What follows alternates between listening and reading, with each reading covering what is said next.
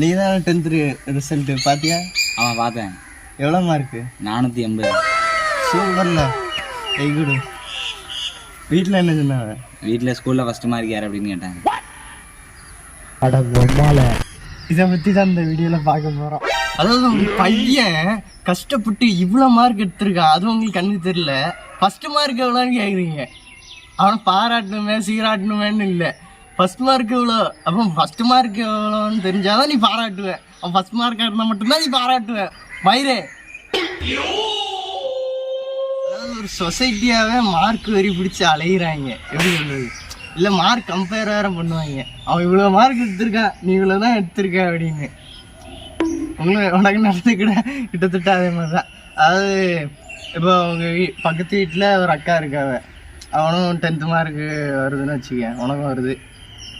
சொல்லுவாங்க, என் மார்க் இவ்வளோ, என் பையன் இவ்வளோ மார்க் எடுத்திருக்கான், உங்கள் பையன் எவ்வளோ மார்க் எடுத்திருக்கான். என் பையன் அதிகமாக எடுத்திருந்தா இவ்வளோ மார்க் எடுத்திருக்கான் அப்படின்னு கெத்தா சொல்லுவார். இவ்வளோ மார்க்கு கம்மியாக எடுத்துருக்கான்னு வச்சுக்கேன் அப்படின்னு குரலே உள்ள போயிடுது. ஏன்? அதாவது மார்க் ஒரு கௌரவமாக பார்க்குறாங்க நம்ம ஊரில்.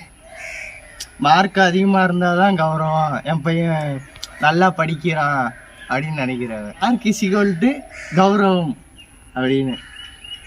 அப்படி கிடையவே கிடையாது. அதாவது மார்க்கு பற்றி வேற என்ன சொல்ல விரும்புகிறேன்னா, அதாவது இவ்வளோ மார்க் எடுத்தால் தான் நீ படிப்பாளிங்கிறதும் கிடையாது. அதாவது இந்த சொசைட்டியை பொறுத்த வரைக்கும் மார்க்குன்னா இவ்வளோ எடுத்தால் தான் நீ படிப்பாளி அறிவாளி அப்படின்னு நினைக்கிறாங்க.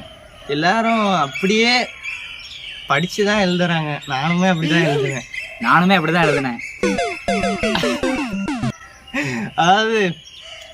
அதாவது நம்ம படிக்கிறதுல மனப்பாடம் பண்ணுறதோட நம்ம எவ்வளோ புரிஞ்சு எழுதுகிறோமோ அதான் படிக்கிறதுன்னு நான் நினைக்கிறேன். அதாவது என்னை பொறுத்த வரைக்கும் மார்க்குன்னா எப்படின்னா, மார்க்குங்கிறது ஒரு அசட். அதாவது இப்போ நீ ஒரு 10th முடிச்சிருக்கியா, இப்போ நீ அடுத்தது என்ன 11th குரூப் எடுப்ப.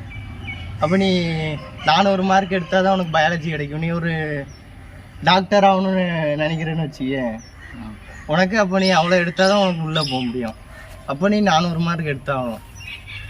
அப்போ அந்த மார்க் உனக்கு உதவியாக இருக்குது. அதே இது ஒரு 350 மார்க் எடுத்தால் மேலே தான் உனக்கு பியூர் சயின்ஸோ கம்ப்யூட்டர் சயின்ஸோ கிடைக்குன்னு வச்சுக்க. நீ அவ்வளோ மார்க் எடுக்க முயற்சி பண்ணுவேன்.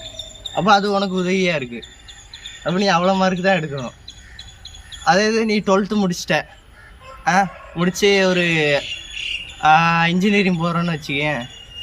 நீ ஒரு ஃபிசிக்ஸு மேக்ஸு கெமிஸ்ட்ரி இந்த 3லையும் நல்ல மார்க் எடுத்தாலே கட் ஆஃபில் உள்ளே போயிடலாம்.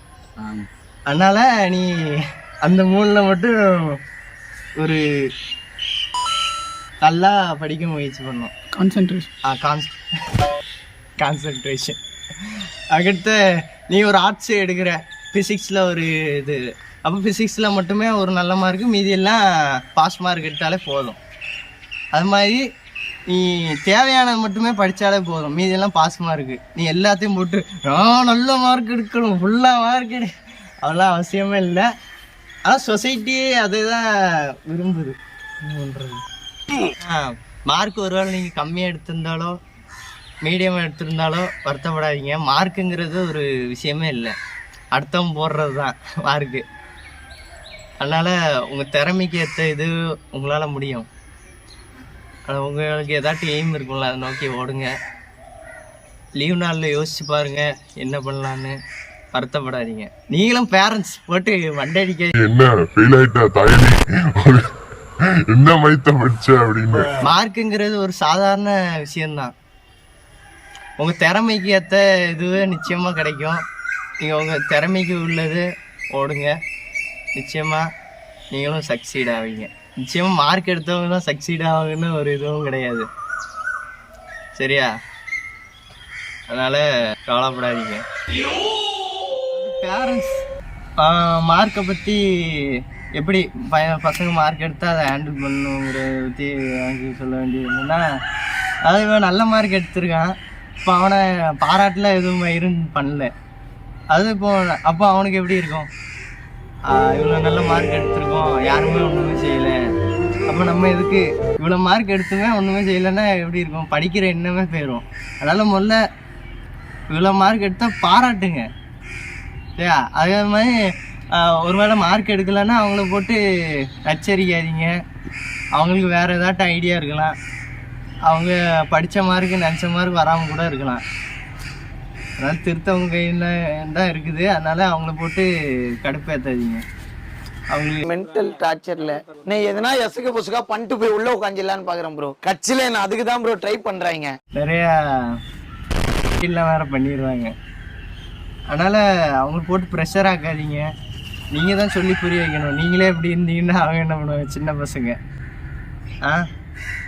Don't compare your mark R what ever with others. அதாவது இது எப்படி தெரியுமா இருக்கும், அதாவது உங்கள் அப்பா இவ்வளோ சம்பாதிக்கான்னு வச்சுக்க, என் அப்பா கிட்ட போய் சொல்ல முடியுமா, எப்பா அந்த அப்பா இவ்வளோ சம்பாதிக்காரு, நீங்கள் இவ்வளோ தான் சம்பாதிக்கீங்க அப்படின்னா எப்படி இருக்கும்? அந்த மாதிரி தான் இதுவும்.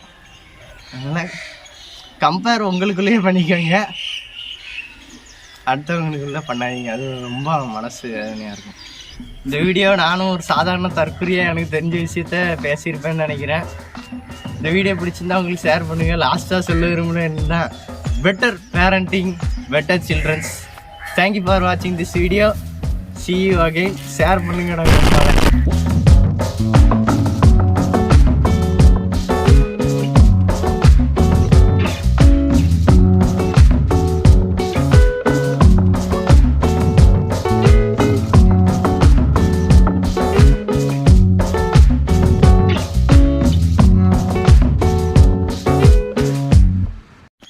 மார்க்கில் ஒரு விஷயமே இல்லை ஃப்ரெண்ட்ஸ், கவலைப்படாதீங்க. உங்களுக்கு திறமையை நிச்சயமாக கிடைக்கும். மார்க்குங்கிற ஒரு விஷயமே இல்லை, கவலைப்படாதீங்க. மார்க்கை பற்றி எதாவது சொன்னால் வாய முடுற பாரு அப்படின்னு ஏசிடுங்க. அலப்பற ஸ்டார்டிங் ஃப்ரெண்ட்ஸ், இனி ஒன்றும் பண்ண முடியாது.